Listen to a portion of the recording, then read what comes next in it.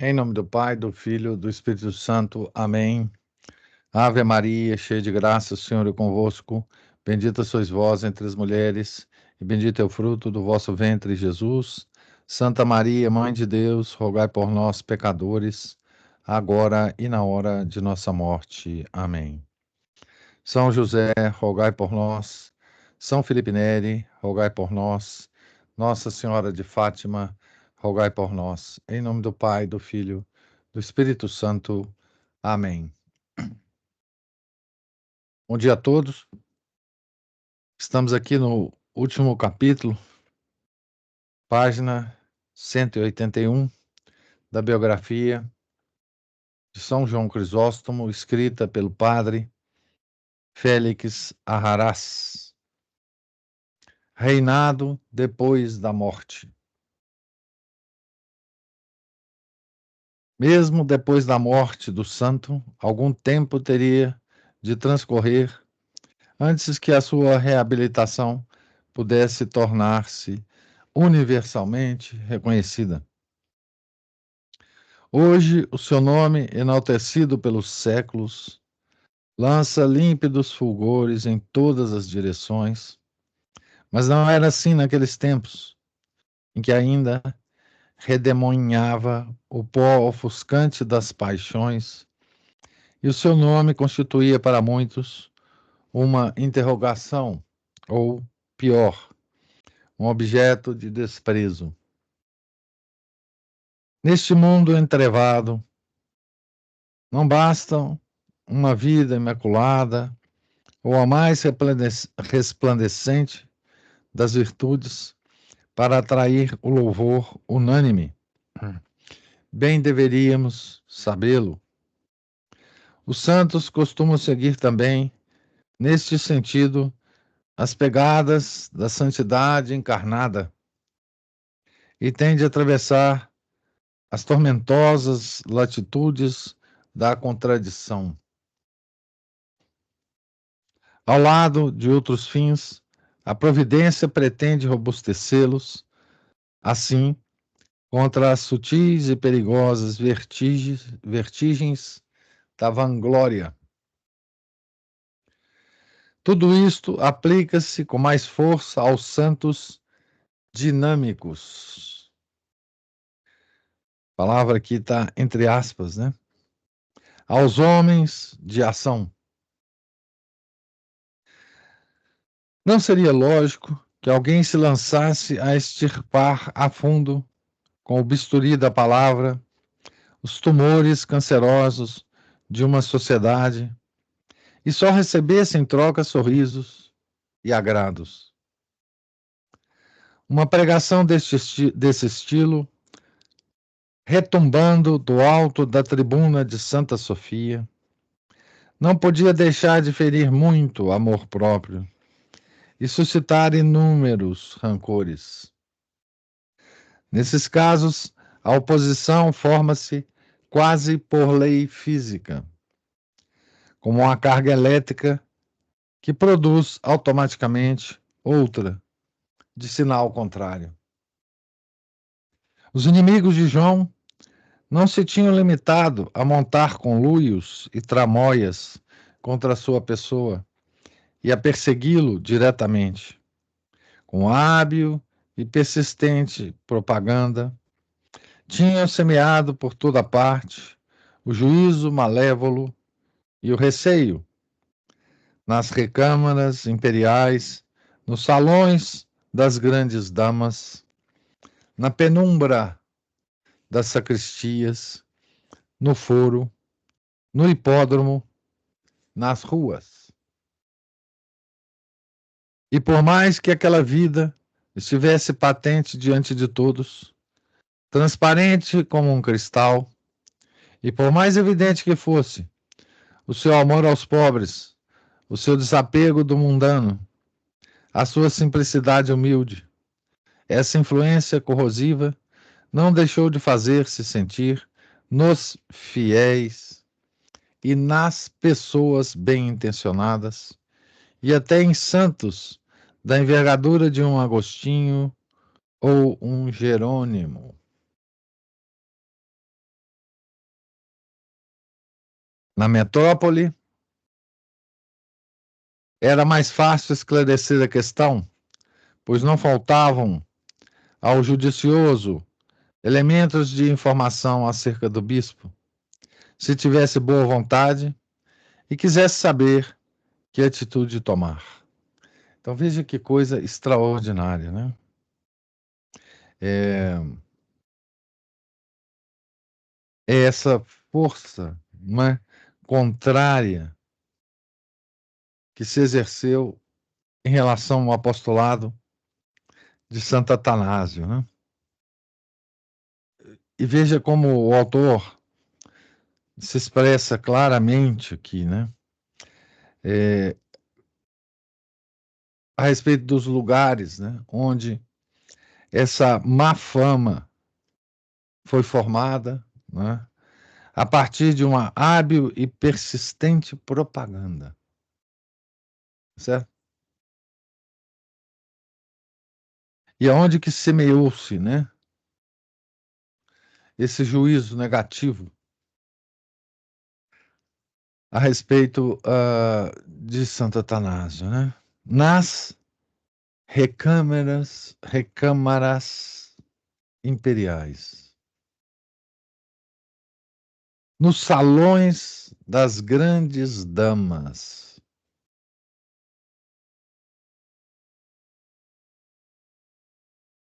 na penumbra das sacristias, envolvendo o clero, né?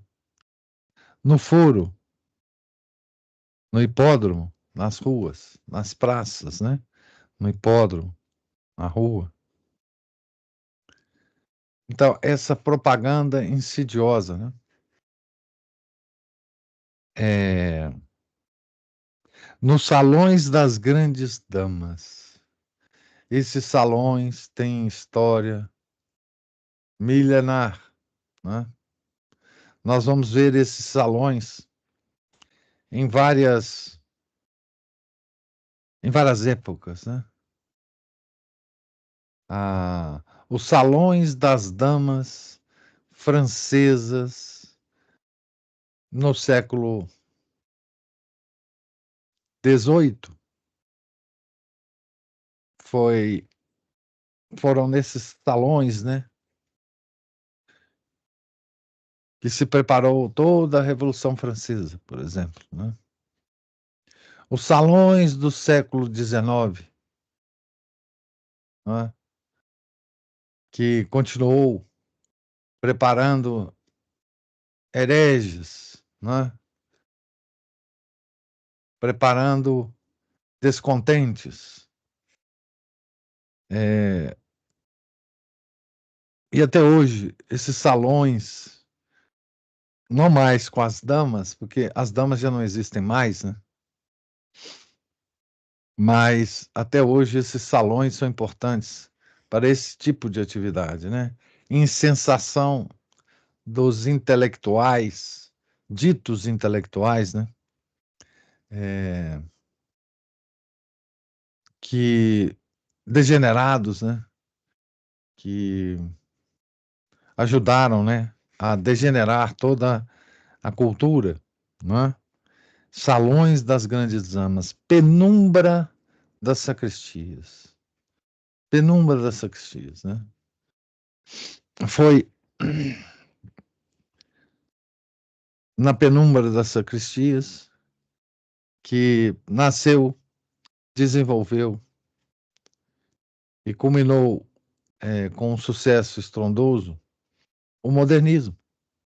O modernismo e o liberalismo primeiro, depois o modernismo, depois o neomodernismo e depois o Concílio Vaticano II, né? Mas veja que ele cita duas figuras importantíssimas aqui, né? Que foram é, que foram afetados por essa propaganda, né? Santo Agostinho e São Jerônimo. Essa propaganda, digamos assim, negativa, né, do povão, né? É claro que Esses santos são ocidentais, né, da patrística ocidental, a patrística, digamos, latina, né? Estavam longe dos acontecimentos, né? Imagina nesse caldo, né? O fiel, né? O simples fiel leigo, né? Que tipo de confusão passaria, né, na cabeça desse fiel leigo, né? Vendo todo mundo falar mal, né, desse grande santo, né?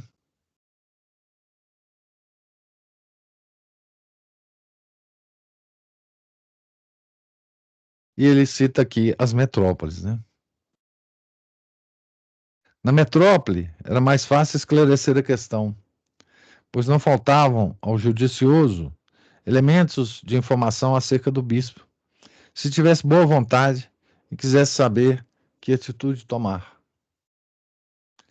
Mas o cidadão de Éfeso, Mênfis ou Alexandria, o habitante das regiões agrestes, estes não se encontravam na mesma situação. Dificilmente conseguiriam ter em mãos os discursos do célebre orador, a fim de julgarem imparcialmente sobre a sua doutrina, pois a produção intelectual daquele tempo não era divulgada à base de gráficas industriais, mas de cópias manuscritas, tão lentas como um carro de bois.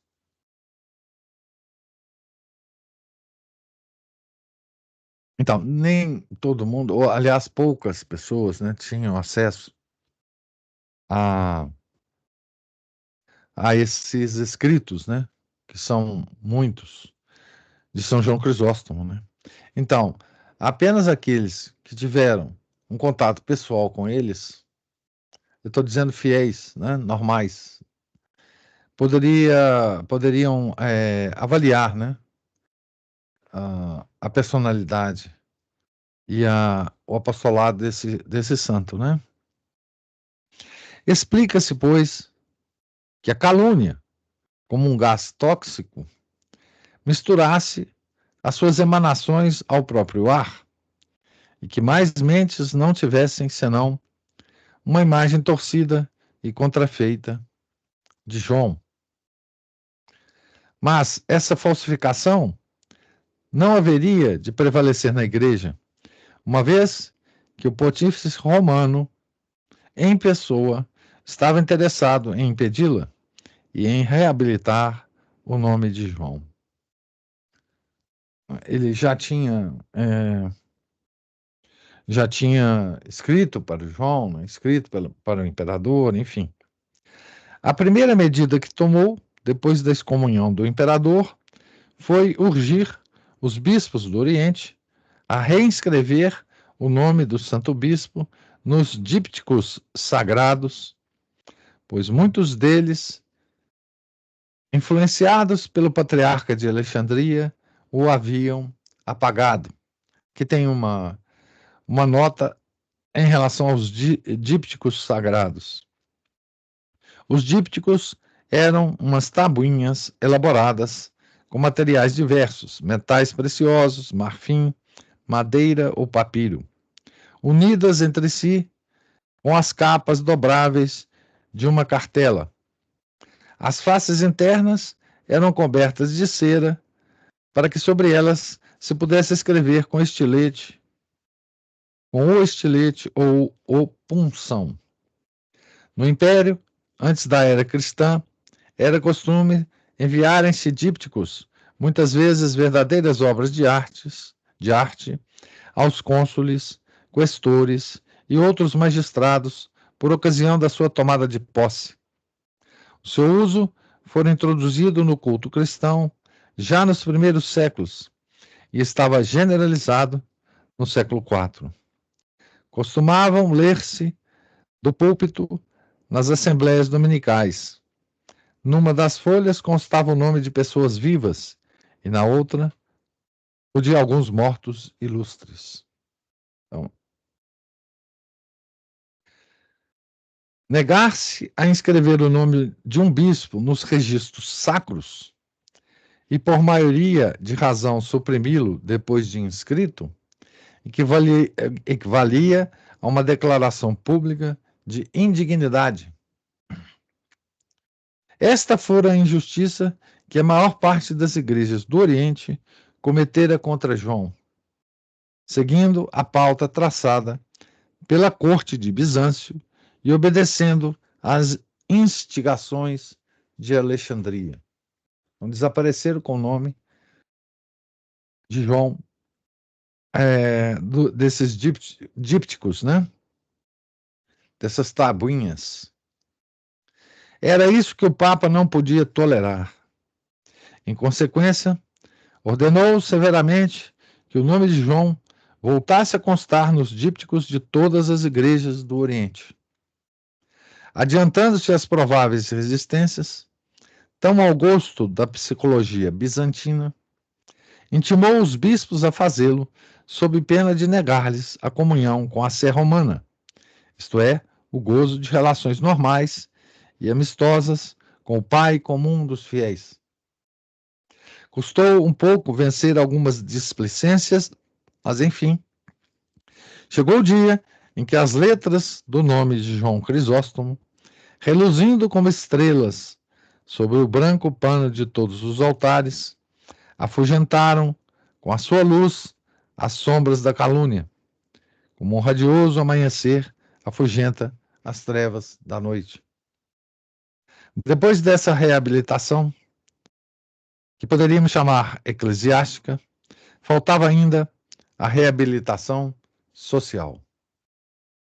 As circunstâncias acabaram por oferecer a ocasião oportuna no ano de 438. Tinham-se passado 21 anos e a morte levara do palco a maior parte dos atores da odiosa tragédia. Ocupava o trono a imperatriz Pulquéria, mulher prudente, sisuda e enérgica, com dotes de governo singulares.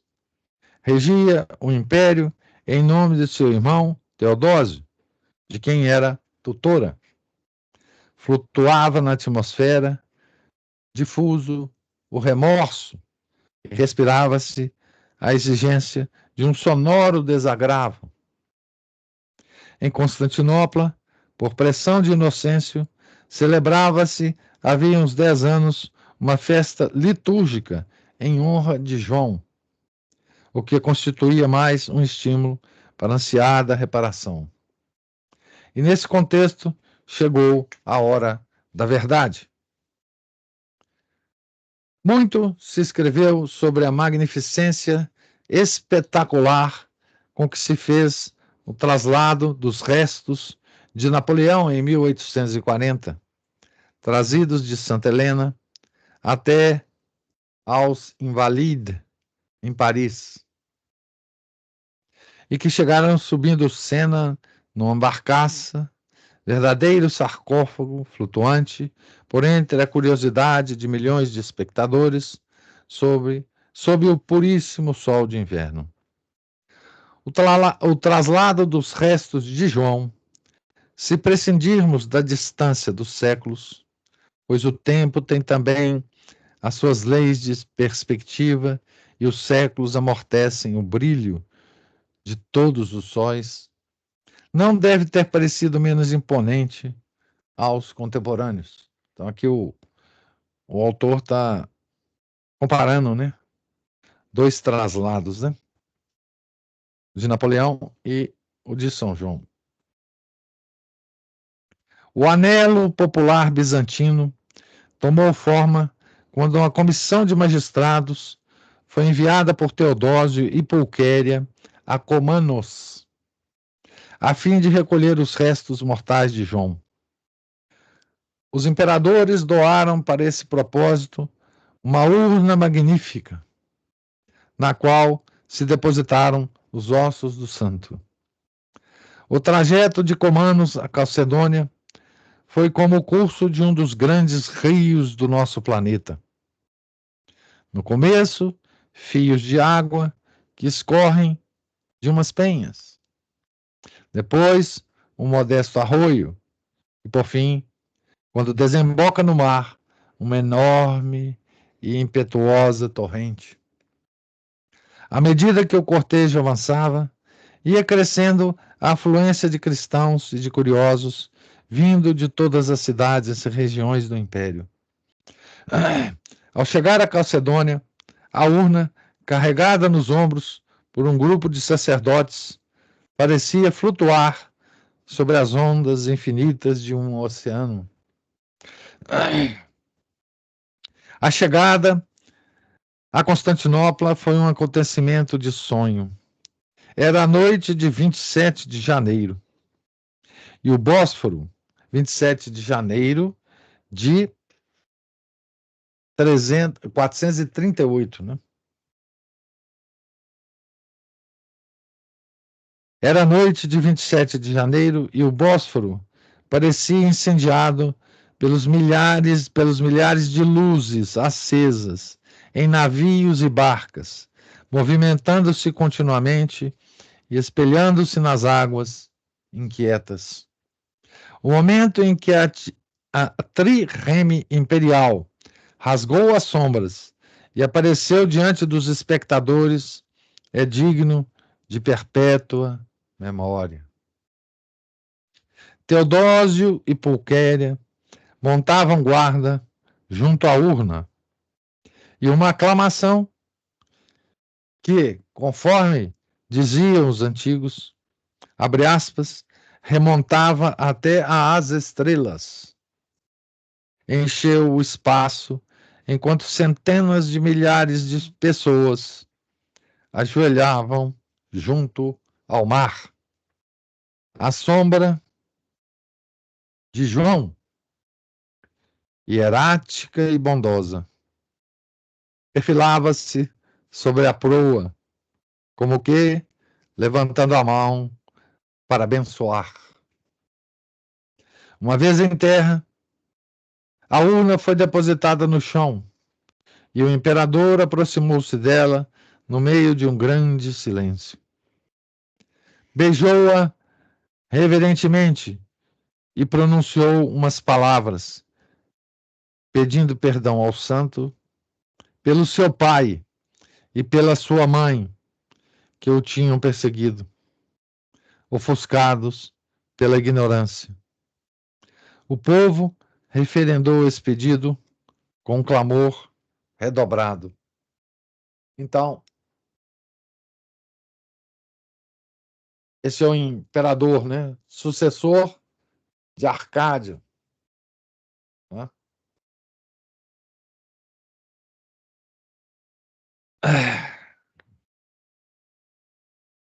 Que tinha o nome do avô, não, não era avô, não. Tio-avô, né? Teodósio. O imenso cortejo voltou a pôr-se em marcha.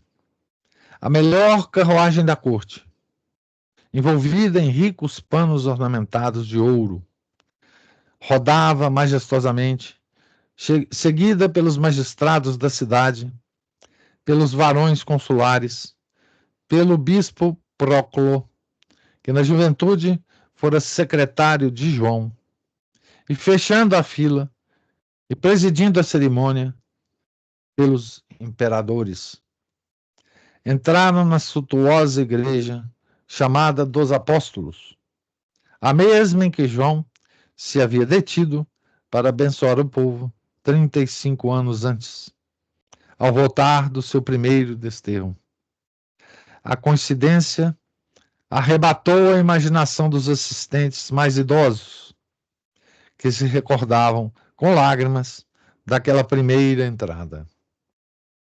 Conta-se como detalhe pitoresco que no momento em que a urna era introduzida no templo, a fantasia popular oriental, tão propensa a comover-se, se inflamou com a impressão de que o seu bispo estava de volta, animada pela reação justiceira que animava o evento. A multidão prorrompeu num brado unânime. Pai, retoma o teu trono. Próculo quis satisfazer-lhes o anelo e mandou colocar o precioso relicário sobre o púlpito do qual o ilustre defunto tantas vezes fizera ressoar a sua voz. A sua palavra já não podia fazer-se ouvir, mas que delicado simbolismo não havia nessa entronização. Que profunda homenagem no silêncio em que todos contemplavam a urna. Ninguém tomou a palavra depois desse ato. Queria se mostrar, assim, que a dinastia do grande imperador da oratória fora unipessoal. João tinha sido o primeiro e o único. Onde ele tinha subido, já ninguém voltaria a tomar a palavra.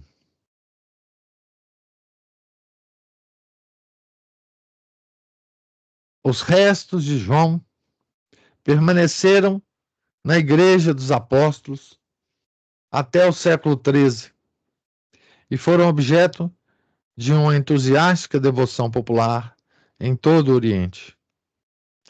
Mais tarde, em 1204, quando os exércitos da Quarta Cruzada tomaram a cidade, foram trasladados para Roma, onde descansam até hoje na capela do coro da Basílica de São Pedro.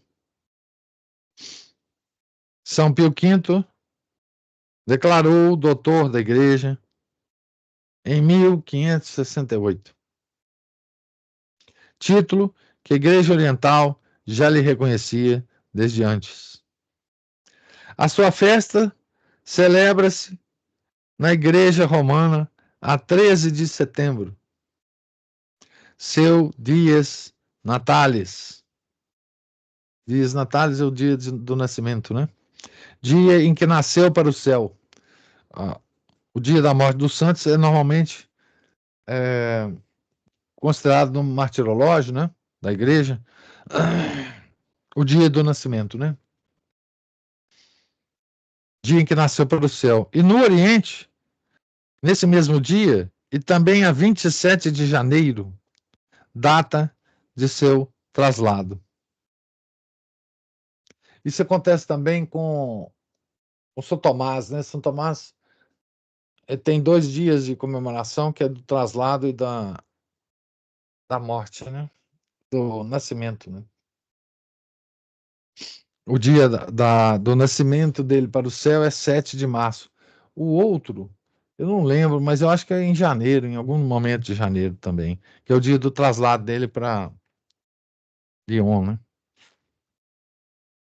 Esses santos maiores têm várias comemorações que se podem fazer, né?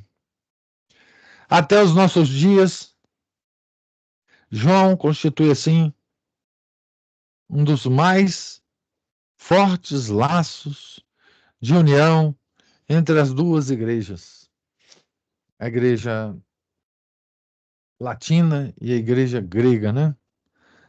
A ocidental e a oriental, né? Como se diz hoje, né? Então, foi preciso, né, passar um tempo, algo, ele morreu em 407, não é? Se eu não me engano. E foi preciso passar uns 30 anos aí, né? Foram 30 anos, mais ou menos, 30, 40 anos, para que se reabilitasse, né? Para que se dissipasse, ou se dissipassem todas as calúnias, né? E não esqueçamos, né, da vigorosa atitude do Papa Inocêncio, né, para reabilitá-lo, né? Enfim, o Papa percebeu, né, que ele era quem ele era de fato, né? E, e aqui termina a nossa biografia, né? Por sugestão do Márcio, nós vamos continuar a ler o anexo aqui, o apêndice, né?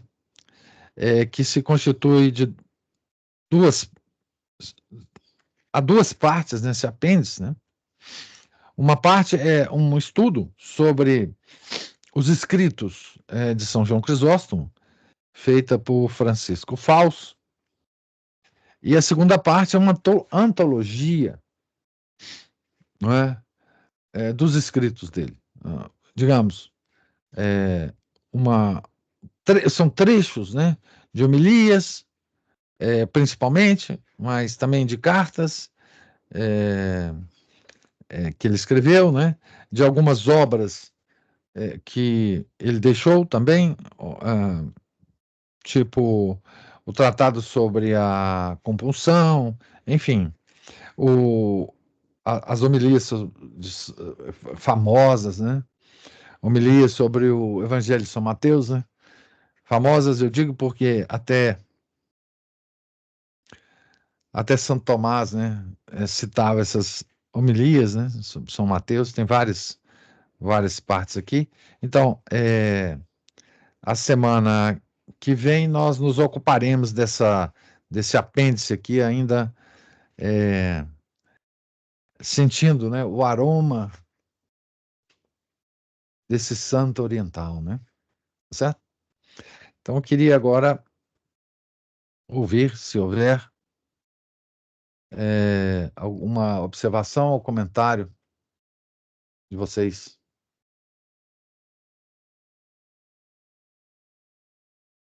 Professor, me chamou a atenção aqui atrás, quando fala assim, na metrópole era mais fácil esclarecer a questão, pois não faltavam ao judicioso elementos de informação acerca do bispo, se tivesse boa vontade e quisesse saber que atitude tomar. Então, essa questão da boa vontade, que hoje em dia é isso também, né? Porque o que a gente tem de informação, a gente não pode reclamar de falta de informação. De acesso, né? De falta de acesso. Hoje abunda a informação, mas a má vontade também, né? Impera, né? Isso. Então, assim, enfim, no caso de São João Crisóstomo, né? O que eu acho que mais sempre na história da igreja mais impacta o fiel comum é a opinião dos padres. Certa ou errada, é a opinião dos padres que afeta o fiel comum. Né? Nós temos um senso católico, né? Que nós temos que obedecer os padres. E obedecer os padres nas nossas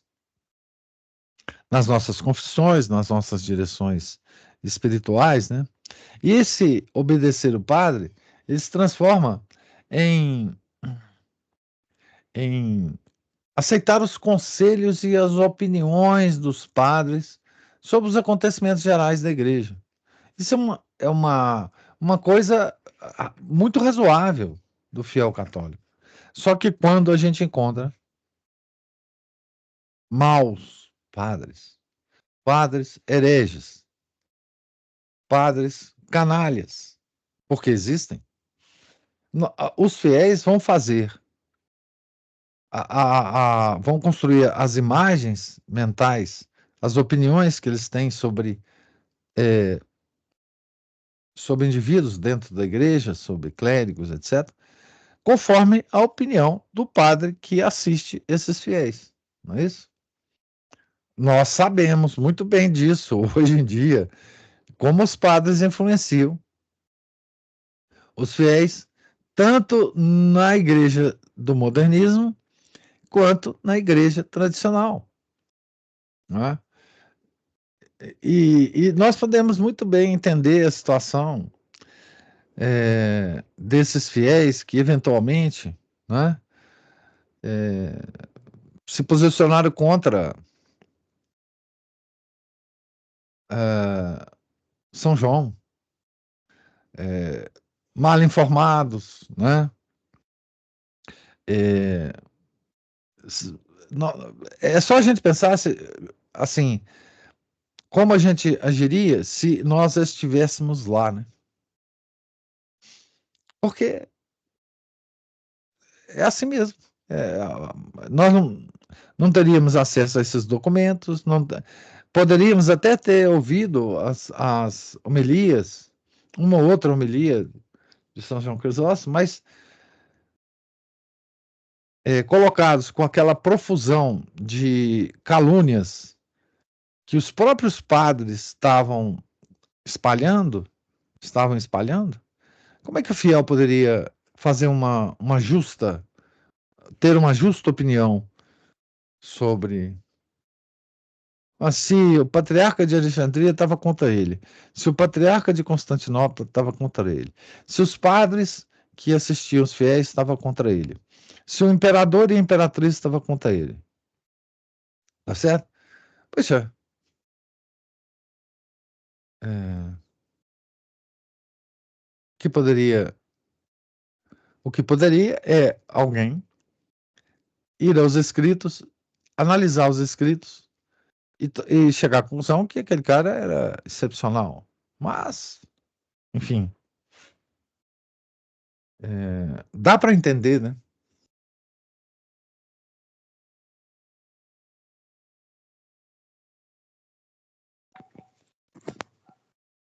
E aí, professor? E aí, Márcio? Tudo bom? Realmente, porque não tinha outra fonte de informação, né? Então, era preciso crer no que contassem, né? Embora também a gente podia... Bom, não sei se o povo teria acesso a isso, perguntasse, mas por que exatamente? E aí também teriam que ver também se o clero que fala uma coisa dessa também estaria dizendo a verdade também, né? Poderia inventar umas mentiras lá e pronto. As distâncias tornavam as coisas quase que uma separação intergaláctica, né? 500 quilômetros era uma coisa intransponível, pô. Não era Hoje você pega um quase que anos-luz. ônibus, um carro aqui, vai e volta. Isso, rapidão. Mesmo dia. Né? Agora, de volta à questão da boa vontade, né? Mais um tema para meditar, né? Na hora que chega lá no Glória, Gloria excelsis Deo et intera pax omnibus boni voluntatis, né? Então, os homens de boa vontade, né? E faz a gente lembrar lá quando os pastores foram avisados, né? Não sei se por um anjo ou por anjos. E eles lá diz, né? Que eles se levantaram de onde estavam e foram lá, né? Ver aquilo, né?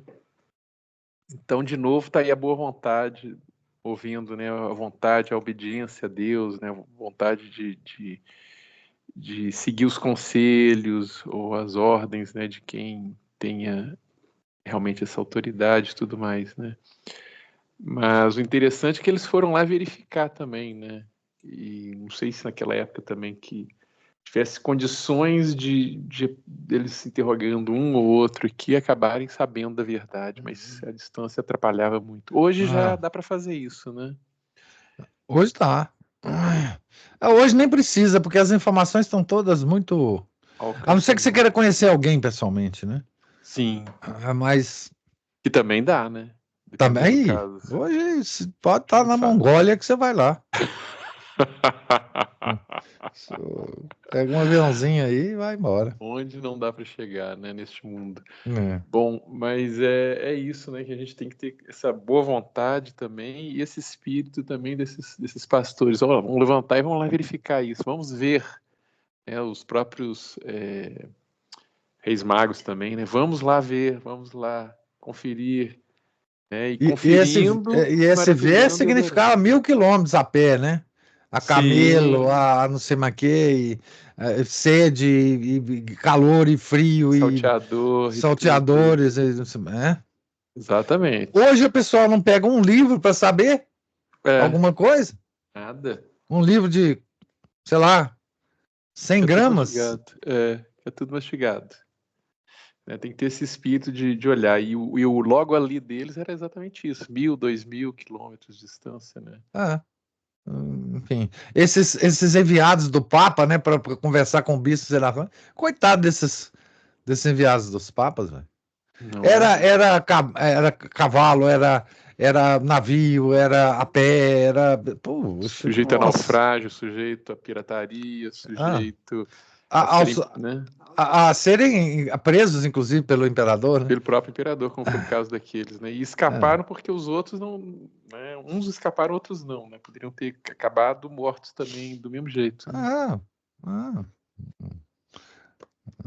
Enfim. Mas eu fiquei contente que o senhor vai ler essas partes também da mitologia.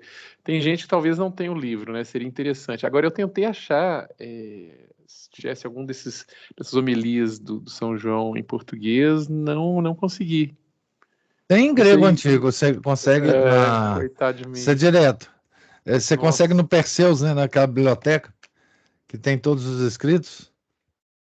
Mas aí, você teria que estudar grego antigo. Meu único contato com grego foi com gente grega mesmo. A gente escuta eles conversando muito oi. E veja bem, o grego hoje, ele não entende o grego antigo. É outra língua. Tem um livro, inclusive, lá na UFMG, quando eu me meti nessa loucura de grego, eu fiz um semestre. Olha, que legal.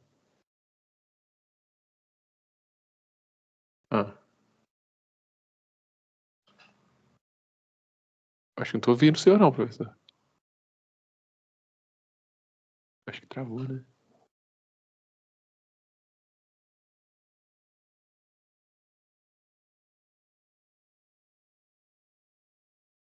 Vocês estão me ouvindo, gente? Agora sim, você falou que se meter Cara, no estudo do teve grego. um pico de luz aqui que eu não estou entendendo mais nada. Vamos ver se não. Vamos ver se continua, né? Mas continue, professor, por favor. Deixa eu ver. Deixa eu ver aqui se eu reconstituo. Sim. Eu fiz uma loucura uma vez e fiz um semestre de curso de grego antigo, né? E eu fui na biblioteca, porque me contaram e eu não acreditei. Na biblioteca lá da UFMG, tem uma coleção de obras de Aristóteles, bilíngue. Mas no seguinte sentido, é grego antigo de um lado e grego moderno do outro. Então, assim, eles são duas línguas diferentes. Os gregos não entendem. Os gregos agora não entendem grego antigo. Então, mesmo as obras do Aristóteles têm que ser bilíngue para o grego entender, né? Então, mas toda essa... Tem uma biblioteca digital, né? Com essas obras. A patrística inteira tá lá, tanto a latina quanto a patrística grega, né? Então, o João Crisóstomo, as obras estão lá. Agora, talvez você se encontre na BAC, né, o Márcio? A editora BAC da Espanha deve ter as obras do São João Crisóstomo em espanhol. Acredito que sim. Como sempre, nossa língua sempre é a última a traduzir as coisas, né? Enfim, se não for alguma coisa em Portugal, talvez você ache, né? Ainda começa por lá, costuma ser. Em Portugal, talvez você ache. A última flor do lácio, como diria acho que o Olavo Bilac, né? Mas também parece que é a última a querer traduzir as coisas. Em francês, espanhol, alemão, impressionante, né? Eles traduzem tudo. Tá. Isso aí não tem... Você vê que nem Aqui teve um benemérito, grande intelectual brasileiro que traduziu Platão. Diz que é uma bela tradução para quem entende o grego, né? Que bom. Que foi aquele médico, né? Como é que ele chama? Era um médico que traduziu a obra completa de Platão, do grego. Olha. Traduziu a obra de Homero. E doou. Doou a tradução para a Universidade acho que do Pará, porque ele era do Pará. Carlos Alberto Nunes. Esse cara foi um dos maiores... não. Impressionante. Impressionante. Esse cara é impressionante. Traduziu Homero também. Olha. A tradução do Homero dele parece ser muito boa. Eu tenho a tradução do Homero aqui, mas eu não sei avaliar esse negócio de qual tradução é boa ou é ruim. Pelas introduções que ele faz aos livros que ele traduziu, isso deve ter sido um intelectual assim da melhor estirpe. Também é aquele negócio, né? O brasileiro não dá menor valor para nada, né? Mas, assim, por exemplo, o curso da República de Platão, que o Sidney Silveira dá naquela plataforma de curso dele, ele lê o livro do Carlos Alberto Nunes, A República de Platão. Enfim,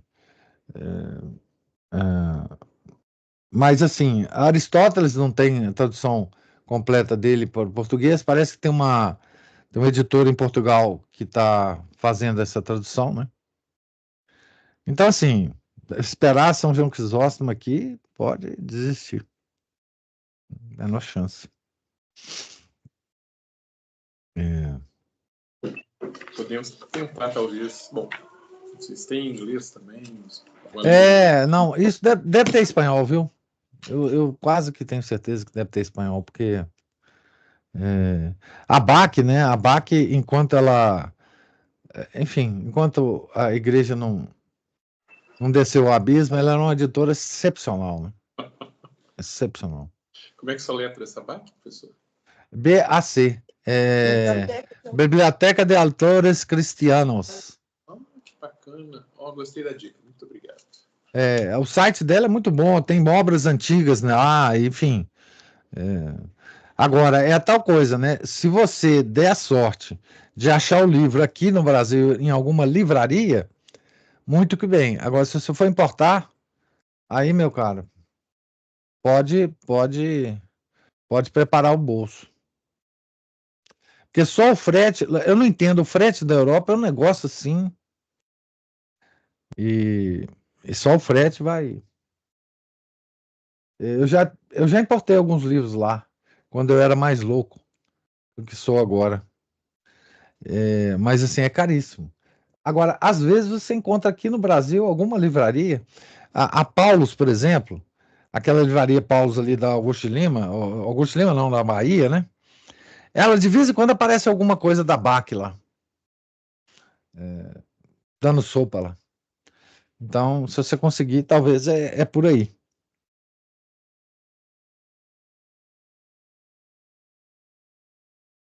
Mas então, alguma outra observação, comentário?